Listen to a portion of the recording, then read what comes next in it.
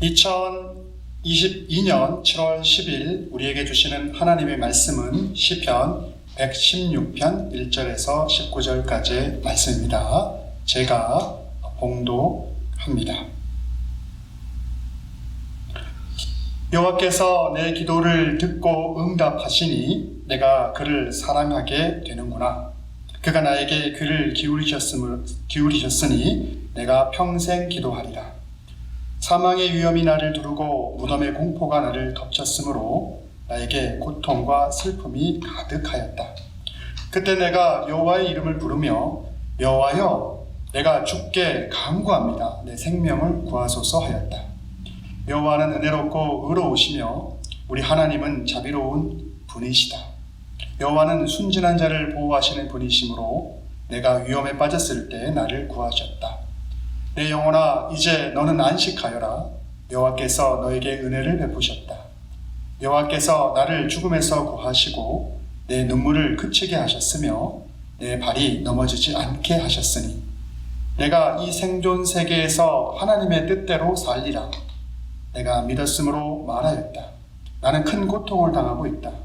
내가 억압결에 모든 사람은 거짓말장이다 하였다. 여호와께서 나에게 베푼 모든 은혜를 내가 어떻게 보답할까? 내가 구원의 잔을 들고 여호와의 이름을 부르며 여호와의 모든 백성 앞에서 그에게 나의 서약을 이행하리라. 여호와께서는 성도의 죽음을 소중하게 보신다. 여호와여, 나는 주의 종입니다. 내 어머니처럼 내가 주를 섬기겠습니다. 주는 나를 속박에서 풀어주셨습니다. 내가 주께 감사의 제사를 드리고 여호와께 경배하겠습니다. 내가 여호와의 모든 백성 앞에서 예루살렘의 성전들에서 내가 서약한 것을 주께 이행하겠습니다. 여호와를 찬양하라. 이는 저에게 주신 하나님의 말씀입니다. 제가 현대인의 성경으로 다시 한번 오늘 본문 말씀을 봉독해 드렸습니다. 사랑하는 디모인 한인교회 성도님들, 인생을 살다 보면 어려움 가운데, 고난 가운데 있게 될 때가 있습니다. 오늘 우리가 함께한 시편 116편의 말씀은 고난 가운데 다윗이 하나님께서 자신이 처한 어떠한 상황 속에서도 자신을 버리지 않고 하나님의 크신 자비하심으로 자기 생명을 지켜주시고 온전하게 인도해 주셨음을 고백하고 있습니다. 오늘 본문을 보게 되면 다윗이 처하게 되었던 그 상황이 얼마나 고통스러웠던 것인지를 우리는 분명하게 볼 수가 있습니다. 오늘 본문 3절은 이렇게 말씀합니다. 사망의 줄이 나를 두르고 음부의 고통이 내게 미침으로 내가 환난과 슬픔을 만났을 때라고 말씀하고 있습니다. 또 8절에 보게 되면 다윗을 하나님께서 너무나 어려운 상황 속에서 건져내 주셨다라고 고백을 하게 되는데, 그가 건진받은 것을 보게 되면 얼마나 큰 고난 가운데 있었던 것을 우리는 확인할 수가 있습니다. 다윗이 이렇게 말합니다. 주께서 내 영혼을 사망에서, 죽음에서, 내 눈을 눈물에서, 바로 슬픔 가운데서, 내 발을 지족하지 않은 넘어지심에서 건져 주셨다라고 고백을 하고 있습니다. 그런데 왜 다윗은 오늘 본문의 말씀을 통해서 자기가 경험한 이 고난을 우리들과 함께 나누고자 하는 것일까요? 다윗이 이렇게 자기의 고난을 우리들에게 함께 소개하고자 하는 이유는 감당하기 어려운 역경과 고난을 하나님의 도우심과 하나님의 자비하심을 통해서 잘 이겨낼 수 있었음을 우리들에게 나누기 위함이죠. 그리고 그러한 상황 가운데 우리가 놓여 있게 된다면 하나님의 자비하심과 하나님의 도우심을 통해서 그 상황 가운데 놓여 있는 우리도 그런 어려움을 이겨내기를 바라는 그러한 마음이 담겨져 있는 것입니다. 그래서 오늘 본문은 하나님을 향한 다윗의 감사와 찬양, 자신의 고통 가운데서 자기를 구원해 주셨던 그 하나님에 대한 감사와 찬양이 담겨져 있는 것을 확인할 수가 있습니다. 성도님들도 알다시피 다윗은 성경 속에서 누구보다도 하나님의 은혜를 많이 받은 사람 중에 하나입니다.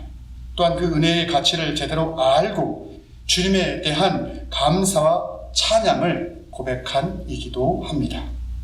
이러한 다윗의 마음은 오늘 본문에 분명하게 드러납니다. 그런 모든 다윗의 마음이 오늘 본문 한 구절에 담겨져 있는데 바로 그 본문의 말씀이 오늘 12절의 말씀입니다. 다윗이 자기가 받은 그 은혜, 주님이 주신 그 놀라운 가치 있는 것에 대한 고백을 이렇게 하고 있죠. 내게 주신 은혜를, 주님이 내게 베풀어 주신 은혜를 나는 무엇으로 보답할 수 있습니까? 라고 고백을 하고 있는 것을 볼 수가 있습니다. 이는 하나님께서 다윗에게 너무나 많은 충만한 은혜를 베풀어 주셨음을 고백하고 있는 것이죠. 사실 주님이 우리에게 베풀어 주신 은혜를, 그 은혜를 모든 것을 계수한다면 우리는 그 어떠한 것으로도 그 놀라운 은혜의 모든 것을 다 갚을 수가 없습니다. 그래서 오늘 다윗이 이 시편 말씀을 통해서 12절에 고백하고 있는 것처럼 내 마음 가운데 주님을 향해서 베풀어 주신 것이 너무나 많아서 그것에 대해서 감사하고 그것에 대해서 찬양하는 그 마음은 나에게 너무나 충만하게 있지만 그것을 통해서 내가 어떻게 하나님의 은혜를 보답할 수 있을지 나는 모르겠습니다. 하지만 그럼에도 불구하고 내가 하나님에게 내게 베풀어 주신 은혜의 모든 것에 대해서 다 응답할 수 없고 다 그것에 대해서 보답할 수 없을지 모르지만 감사하고 그러기에 하나님 찬양합니다 라는 그러한 고백을 하고 있는 것입니다. 성도님들은 어떻습니까? 우리 인생 속에서 주님이 우리에게 베풀어 주신 그 수많은 감사와 그리고 수많은 은혜의 것들, 그것에 대해서 우리는 이 다윗과 같은 고백을 할 수 있기를 간절히 바랍니다. 자, 그렇다면 다윗이 하나님께 받은 그 은혜는 무엇입니까? 제일 먼저 다윗이 하나님께 그 받은 은혜는 바로 죽음 가운데서, 사망 가운데서 건짐을 받았다는 것입니다. 여러분, 우리가 인생을 살면서 우리가 수많은 고통을 겪지만 그 수많은 고통 가운데서 제일 우리가 두려워하는 것이 죽음에 대한 고통이죠. 근데 그 사망 가운데서 건짐을 받았다. 그것이 바로 다윗이 받은 제일 큰 은혜라고 할 수가 있습니다. 사망 가운데서 건짐을 받았다는 것은 여러 가지 의미를 담고 있습니다. 우리가 구약 성경에서 전하고 있는 다윗 왕의 생애를 잘 알고 있을 텐데 다윗 왕은 자기의 장인인 사울 왕의 칼날 속에서 자유로울 데가 없었죠. 그래서 자기의 생명을 보존하기 위해서 사울 왕으로부터 도망을 다녔죠. 하지만 그 순간에도 다윗은 하나님께 기도를 하였고 하나님은 다윗의 기도를 들으시고 사울 왕의 칼날 끝에서 다윗을 지켜주었던 것을 우리는 성경의 말씀들을 통해서 알 수 있습니다. 또 인생의 후반기에 다윗이 왕이 되어서 나라를 크게 통치하였는데 그에게는 커다란 고통이 있었는데 바로 자식 압살롬이 반역을 일으키고 자기 형제끼리 서로 죽이는 그러한 고통스러운 것들을 다윗 왕은 목격해야 되지. 그래서 마음이 병들고 육적으로는 살아있지만 마음이 병들어서 죽을 것 같은 그 고통 속에서 자식의 배반과 자식끼리의 다툼 속에서 너무나 고통스러웠던 다윗의 마음이 그 고통스러운 마음 속에서 주님께서 구원해 주셨다라고 말씀하고 있는 것. 육적인 것 그리고 우리 마음 안에서 죽음에 이를 듯한 고통 속에서 나를 구원해 주신 분이 바로 하나님입니다 라고 고백을 하고 있는 것이죠. 그게 오늘 본문 시편 116편 3, 4절에 나와 있는 고백이죠. 사망의 줄이 나를 두르고 음부의 고통이 내게 미침으로 주께 구하오니 내 영혼을 건지소서라고 말씀하고 있는 것입니다. 다윗은 이러한 사망의 고통 속에서 건져주셨듯이 주님은 지금 우리를 사망 속에서 건져주시는 분입니다.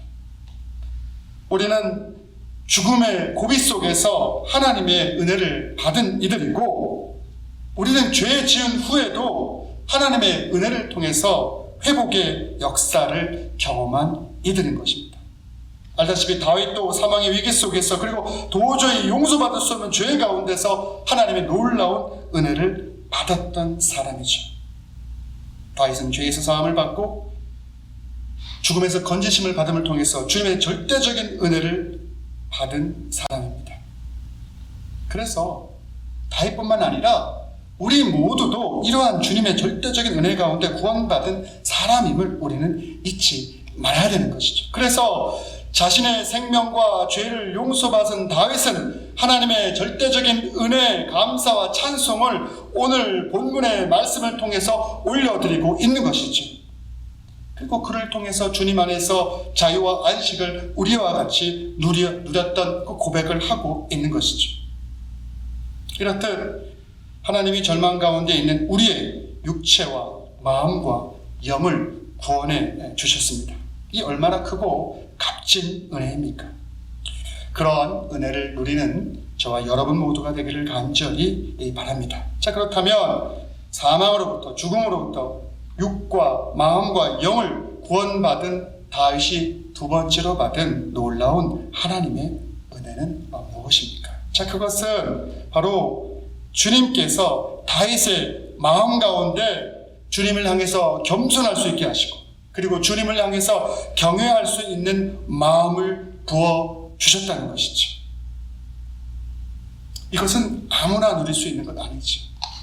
우리는 삶 속에서 너무나 교만한데 하나님을 향해서 겸손할 수 있는 마음, 우리는 하나님을 향해서 경외하는 마음을 가지지 않고 나아갈 때가 많은데, 하나님을 향해서 경외하는 마음을 갖고 나아갈 수 있는 마음을 주님께서 다윗에게 허락해 주셨다는 거예요. 그러한 은혜가 저와 여러분에게도 있게 되기를 간절히 바랍니다. 자, 그것을 우리는 어디서 확인할 수 있냐면 오늘 다윗의 고백을 통해서 확인할 수 있어요. 다윗이 그러한 충만한 마음을 누리고 있음을 오늘 본문을 통해서 우리는 확인할 수가 있는데, 오늘 13절과 17절에 이렇게 말씀하고 있죠. 다윗은 구원의 잔을 들고 찬송하며 감사제를 드림으로 보답한다라고 오늘 13절과 17절에 말씀하고 있죠. 여기서 말하는 구원의 잔이라는 것은 우리가 유대 절기에 보면, 유대의 여러 가지 제사에 보면 감사제라는 것이 있는데, 이 감사제를 하는 과정 가운데 하나님께 감사를 올려드리기 위해서 하는 제사가 이 감사제인데, 이 감사제에는 여러 가지 제사의 방법이 있는데 오늘 포도주를 붓는 그러한 전제, 그것이 바로 구원의 잔이라는 것으로서 상징적으로 표현되고 있는 구절이 바로 이 13절이라고 할 수가 있지. 근데 이러한 하나님을 향해서 감사의 것으로 올려드리고자 하는 이러한 제사의 모습은 비단 구약 성경에서 보여지는 것이 아니라, 예수님께서도 유월절에 제자들과 함께 잔을 들고 제자들에게 주시면서 말씀하셨죠. 이것은 죄의 사함을 얻게 하려고 흘린 나의 피, 곧 언약의 피다라고 말씀하면서 유월절 만찬을 제자들과 함께 나눈 것을 볼 수가 있습니다. 그래서 구원의 잔을 들고 찬송하며 감사제를 드림으로 보답한다는 것은 하나님의 베풀어 주신 희생의 은혜가 너무나 크기 때문에, 다만 우리가 할 수 있는 것은 감사와 찬양을 드릴 수밖에 없는 것. 찬양이라는 것은 하나님을 경외하는 것이고, 감사를 드릴 수 있는 것은 겸손한 자가 할 수 있는 행위인데, 우리는 그럴 수밖에 없는 존재입니다 라고 말하고 있는 것이죠. 그래서 하나님 앞에 진정한 성도는 겸손과 주님에 대한 경외하는 마음, 찬양하는 마음으로 주님께 나아갈 수 있어야 하는 것이죠. 우리에게 다윗이 하나님을 향해서 가졌던 이러한 겸손과 주님을 경외하는 마음이 있게 되기를 간절히 바랍니다. 자, 그런데 여기서 끝나는 것이 아닙니다.